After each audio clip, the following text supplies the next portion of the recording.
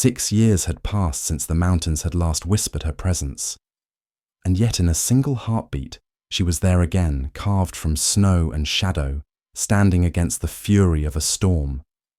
Her body shielding 2 trembling lives beneath her as if no time had passed at all, as if memory itself had taken form in flesh and breath. The man below frozen, not from cold, but from the sudden weight of recognition, because the bond they shared had no language, no name, only that ancient ache that never healed. And now in the chaos of wind and hail, in the wild howl of nature's indifference, their story stirred again, not with words, but with locked eyes, with an old scar and a quiet truth that time, distance, and silence could not undo. Each morning he rose before the sun, not because he had to, but because he always had the kettle hissed the same way it did 6 winters ago.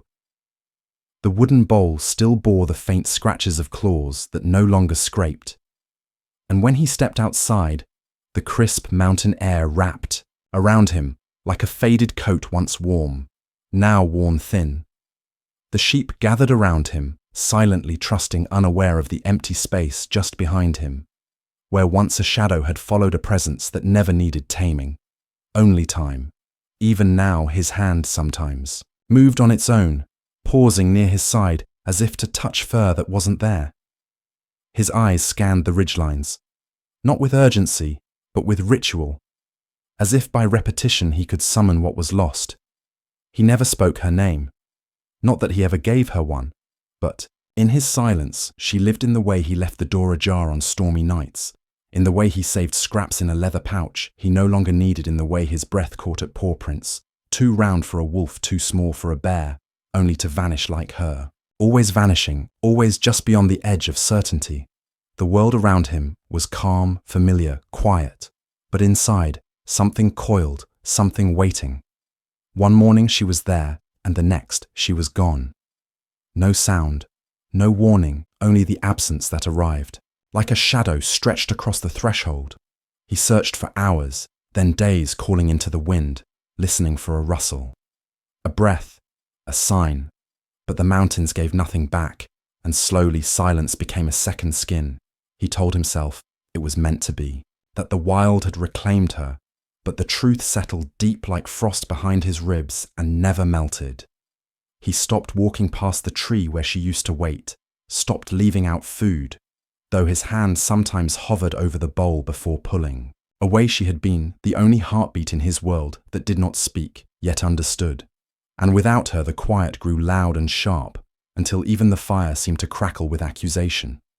She too felt the rupture alone in the high places where cold stripped the flesh from memory and hunger taught her to forget gentleness. She hunted, she bled, she survived. But some nights when the wind moaned like distant voices, she paused, eyes fixed on a place far beyond the peaks where warmth once waited both, changed in the silence she no longer knew. Softness, only the sharp tension of every step, every breath, and he became stone beneath wool and time, both waiting, both aching, both pulled apart by something deeper than distance. The silence between them grew. Roots and seasons passed without mercy, without answer. Let me pause for just a moment and ask you something.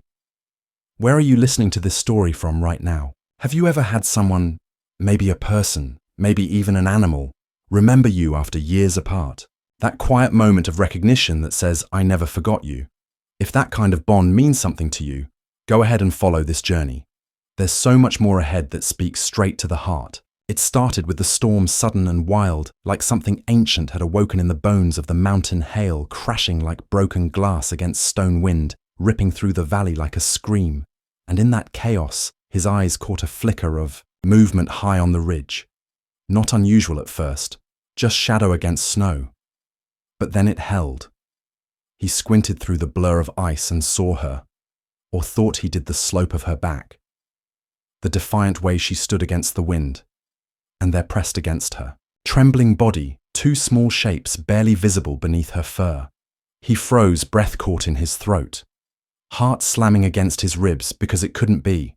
Not after all these years, not after all the silence, and yet there she was, no longer the half-grown cub he remembered, but a mother now wounded fighting to keep her young alive.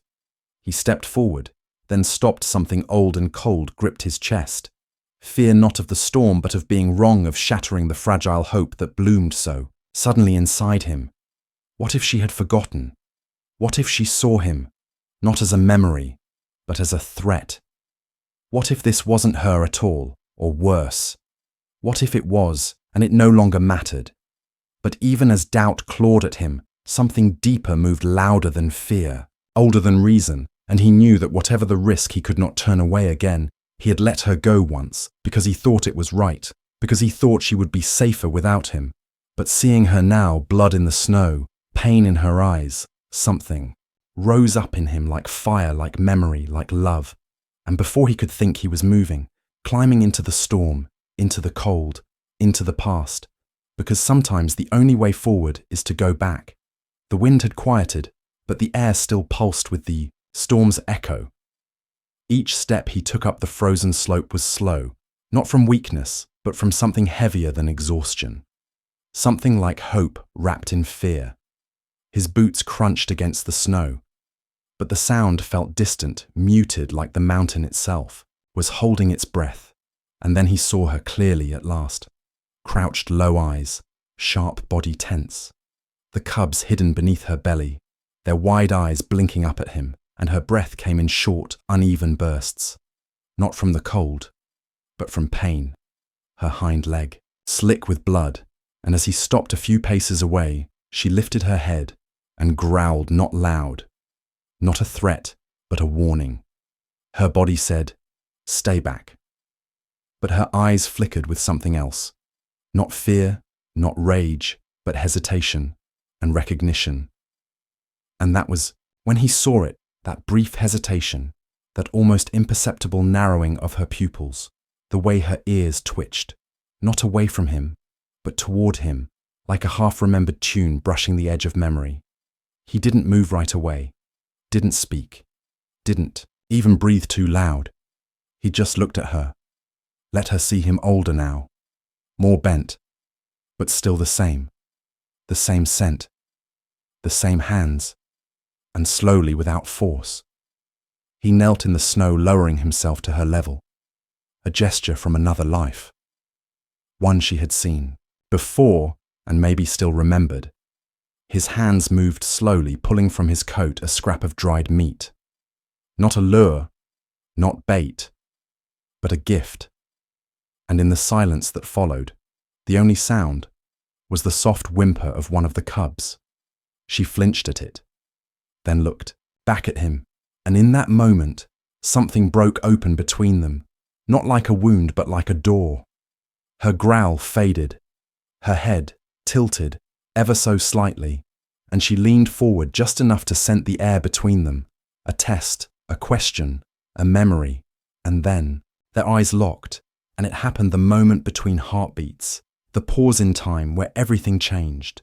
The mountain fell away, the storm disappeared, and all that remained was the thread stretched tight between them, not broken, only buried under years of distance and snow, and now pulled taut by the weight of everything they never said. She did not come to him, not fully, but she did not run either. She stayed and she watched, and in her stillness was permission. And in his silence was a promise. And that was enough, because some returns are not loud. They are quiet, deliberate, trembling things that slip into the world, not with thunder, but with a look that says, "I know you, and I remember." The storm faded slowly, as if reluctant to release them. The wind settled into breath, the snow into silence. And there they remained, two figures carved in stillness beneath the cave's stone mouth. He moved first, gentle, quiet, his hands steady despite the tremble in his chest.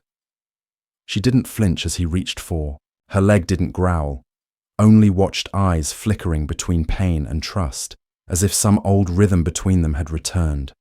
His fingers worked carefully, binding the wound with cloth warmed by his own body, and when he finished, he did not pull away. Not immediately, and she did not move. The cubs stirred behind her. One paw crept forward, nosing the hem of his coat, and he almost laughed, almost. But it came out instead, as a soft exhale, the first true breath he'd taken in years, the silence between them began to shift, not vanish, but soften. She rested her head against the stone, not sleep, but surrender, and he leaned back against the cave wall, just close enough for their warmth to meet. Without touch for hours, they stayed that way. The storm outside, losing its voice, and when morning crept in pale and golden, it found them not healed but whole. Her breath was deeper now, her stance stronger.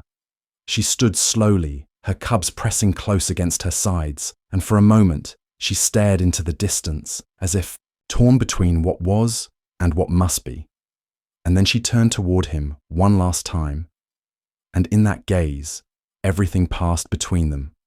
All the years, all the silence, all the pain, and the unspoken truth that memory had never faded. Not truly. It had only waited for the right season to bloom, and now it had. With no need for words, she walked into the snow. Her cubs following each step, sure and steady. She did not vanish this time. She paused halfway, turned back, and held his gaze. And in that glance he saw, not goodbye, but something quieter and deeper. A thank you, a promise, and maybe even love. She disappeared into the light. Not lost, not gone, only continuing, and he stood in the hush of her absence, feeling not the sting of parting, but the grace of return. Because some bonds are not broken by time or distance. They only sleep, and when they wake they do so gently, completely, without demand. And with that he turned too, not back to before, but forward, carrying her memory like a fire in winter, small, steady, and eternal. Some connections do not need words. They move through distance, through silence, through the long, aching winters of forgetting and still remain. They live in glances, in stillness, in the way a heartbeat steadies when something long lost comes home. And though they had changed, though time had carved its lines into them both, the bond was never gone. Only quiet, waiting not to be remembered, but to be felt again when it mattered most. In the end, it wasn't the storm, or the wound, or the years that defined them. It was the moment they met again and knew without question that something deep and unspoken had survived. Some loves do not fade. They wait patiently until the world softens, until the heart opens, and then they return, just in time to heal. What was never truly broken, only waiting to be whole again.